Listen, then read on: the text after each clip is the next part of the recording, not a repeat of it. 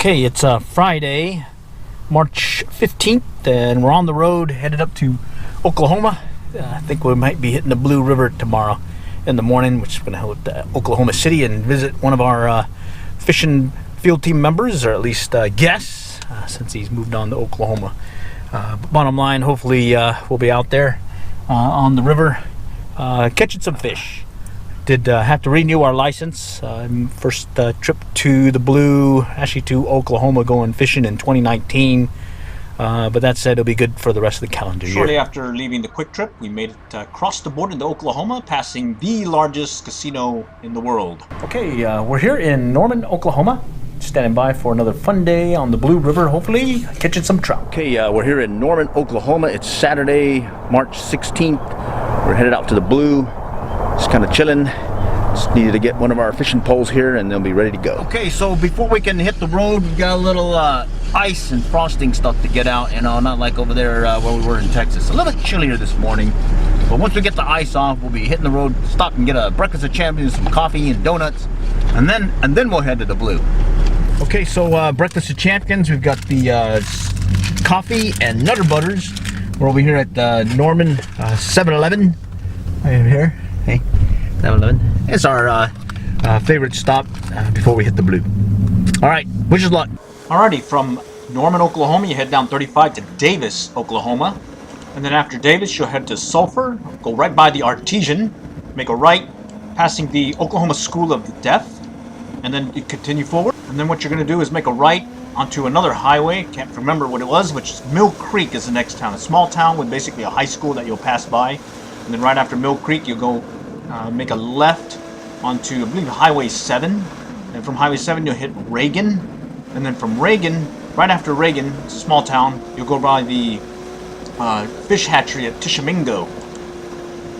So you'll continue on this road up until you get to basically a T, and you have to either make a left or a right. In this case, you can either make a left to head to one part of the Blue, or make a right. In this case, we made a right, heading over to Hughes Crossing. On the way to Hughes Crossing, you'll take some back roads, some rural roads and whatnot, and then actually go past Scotty's One Stop over here, just onto the right. Next, you'll make a left onto South Bullard Chapel Road. That'll take you to the entrance to the Blue River public hunting and fishing area. And here's the entrance. We'll come back around. And this time we did a little exploring. This time, instead of going directly to Hughes Crossing like we normally do and fish it, we decided to go further down river from Hughes Crossing. So you can see we're just going through some obstacles and whatnot to get through the back area. And what you'll see later is a nice camping area where a lot of folks will be hanging out as well. And here's one of the views of the river, downriver. It's kind of murky that morning. We're here at the Blue. We just went downriver from Hughes Crossing and we're just checking things out. Probably going to give it a shot over in this area. And then depending on what we see or what we get, or maybe what we don't get, we'll adjust. The bottom line, water's really murky right now, but we think we see some shadows moving in the water, so probably potentially got some trout here, so we'll give it a shot.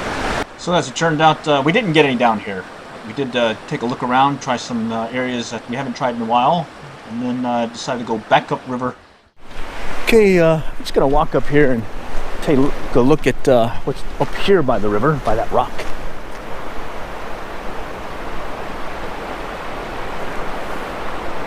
Alright, we're not sure how it's going to be, but we're going to give it a shot here in a moment. I'll work this area here, and then maybe this area, and then we'll call it, maybe look around some more. Okay, let's go walk down a little bit closer, see what we got down here. I think we see them darting in and out in this area, some of the rocks, so we're not sure. I'm going to give it a shot here in a moment.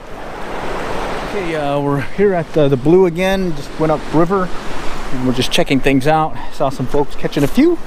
Looked like they got them on marshmallows and mealworms. And we saw an individual catch one up here. Now we're just going to take a look and see if we can get one ourselves. Area looks promising, just upriver from Hughes Crossing by one of the campsites. All right, just down river is where we saw some folks with some fish, and then upriver going that way, saw some individuals catching some as well. Cool stuff. So after a quick look around, decided to head back to the car and get our fishing gear. All right, we're here on the Blue. Got the 6-weight TFO as well as the Echo Ion 6 7-weight. Fishing partners upstream. using a bubble fly rig and some chartreuse PowerWorms. Saw some people catching some nice ones earlier. Hopefully we can get something here. Okay, we've got murky conditions here on the blue. We're going to go with a white near deer, 180 ounce jig head, along with a gold rib hare's ear nymph, and then that cork strike indicator about 2-3 feet below it. And let's see what we can do. So as it turns out, we didn't get anything in that area, so decided to go and walk up a little bit further upriver and check out things, and we saw some nice looking holes and pockets and a lot of rock formations and whatnot, so might as well give it a shot and maybe get a hookup or two. And here we're just kind of working one area, one little fast area. Alright, we're just kind of working this area. We see some folks catching some fish, and hopefully we'll get some here in a moment. Alright, cool stuff out here. So here's one likely spot that we ended up actually hooking up. Alright, we got one here in this little run. Let's see if we can get them on the line here shortly, or in the creel.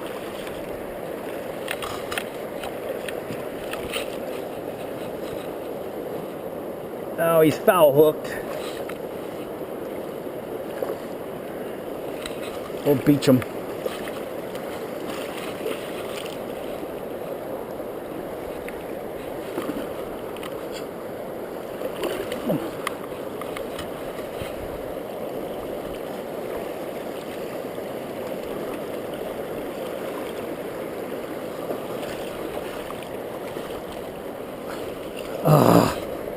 Lost him.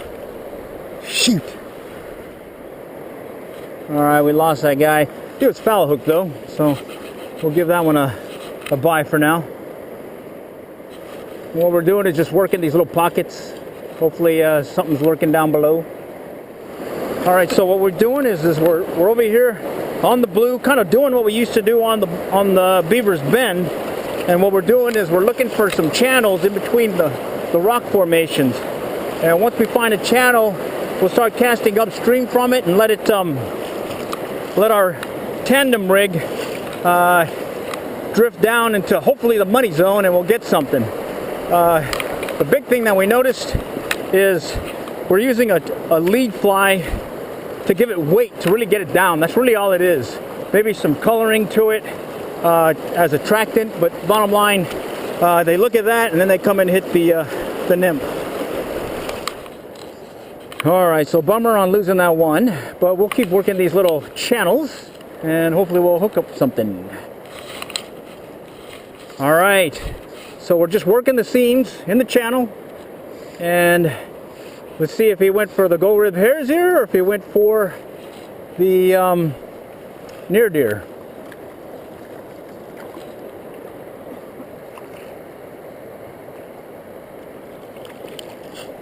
Alright, we got him beached. Alright, first trout of the day, actually second trout of the day. First one we lost, second one is in the bag. Woohoo! He went for the white near deer. Alright, well, that's second fish of the day. First fish of the day that we had in hand, ended up losing him. Yours truly dropped him and he went right into the water. But at least we got some video, so we're gonna count that one. And then what we'll do is we'll keep working this bubble line. So we found the channel a little bit deeper. We can tell because it's a little bit darker than the other water around. And we got our polarized glasses. That always helps. And then all we're doing is just kind of drifting along, letting it bounce along the bottom. And anything that looks like a strike, we're going to set the hook. Okay, so this is like classic Beaver's Bend fishing because you got these little fissures and rock formations. And anyways, it's fun. Even though we lost two. Doesn't matter. We're out here fishing. Wet in the line. Sure does beat work. Let's see if we get something. Alright, our fishing partner got himself one on the line. So one in the bag and two lost, bringing them to the net. Still having a great day. Right, let's go check out what our fishing partner caught. Very good. How big was he? Oh, he's jumping up and look. What'd you get him on that? Yeah, just like this. PowerWorm? On the bottom. Okay, about 2 foot, 2 split shot. Excellent. All right, let's check it out. Oh yeah, he's bigger than those other ones I caught here, or lost. Oh, he's a nice one. Oh yeah. All right, first keeper fish of the day. Alright, so while our fishing partner was using spinning gear, ultralight spinning gear, and those PowerWorms, yours truly decided to try working some more areas with that tandem rig, and this one looked really fishy. Actually had a glimpse of some shadows and whatnot of some trout, but none of them wanted our fly. Alright, our fishing partner's doing, I think got a second one, maybe even lost a third one, and we're just kind of working this rapid area, and hopefully we'll get something to hit here. Alright, let's see what our fishing partner did. Looks like he was getting some hits on that PowerWorm. Oh, you got 3? Nice ones? All on that PowerWorm? So I had one and I went to tug on it. Yeah? Because it was just sitting there and it didn't look like it was going out. Yeah? I went, oh, I'm stuck.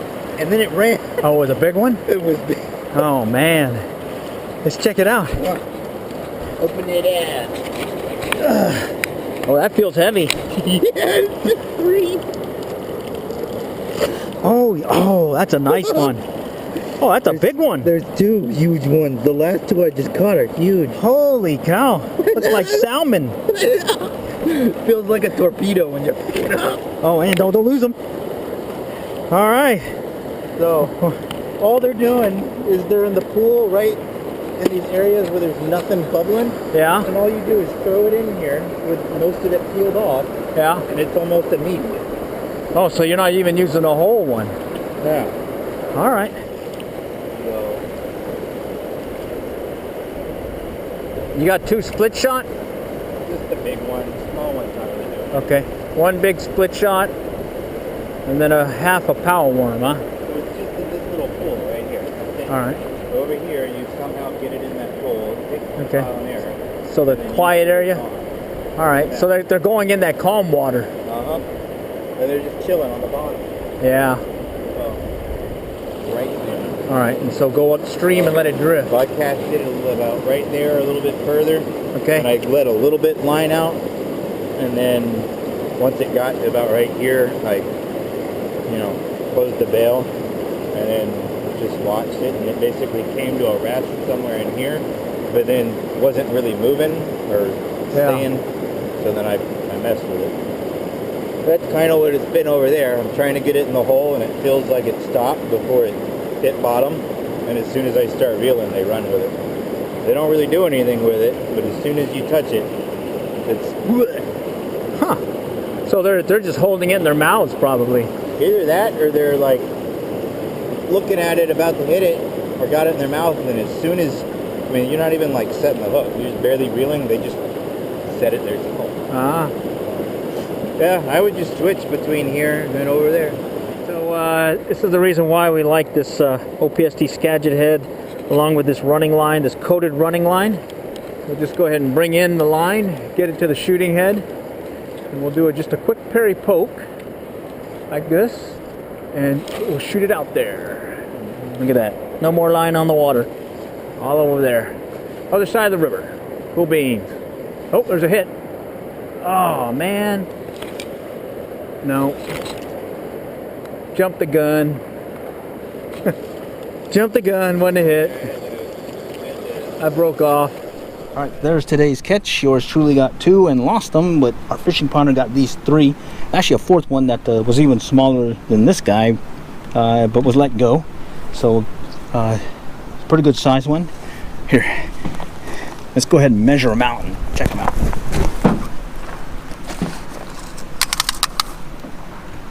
That's just short of 11, so 11, and that one's 12 and a half, 13, and that one is just over 13, closer to 14. Oh yeah, very nice. Trout sure looked bigger and felt bigger on the river, but they weren't. But bottom line, we had enough for brunch the next day. Go stop at KFC for some buffet. The Colonel's Buffet. Woo! All right, is it awesome? Colonel's Buffet. Outstanding. Okay, well, we enjoyed the Colonel's Buffet. Had some chicken, potatoes and gravy, and it even came with a drink. Just get the drink out of here. Okay? A small drink, not bad for $8.99. All you can eat. Cool beans. All right, So recapping today's events, 4 trout caught by my fishing partner. 3 of them we kept, 1 let go, and then yours truly lost 2. We'll get some video going, but do stay tuned, and when you get a chance, take a look at our other videos and maybe even subscribe, and maybe we'll make another trip to the Blue River and another trip to the Colonel's Buffet.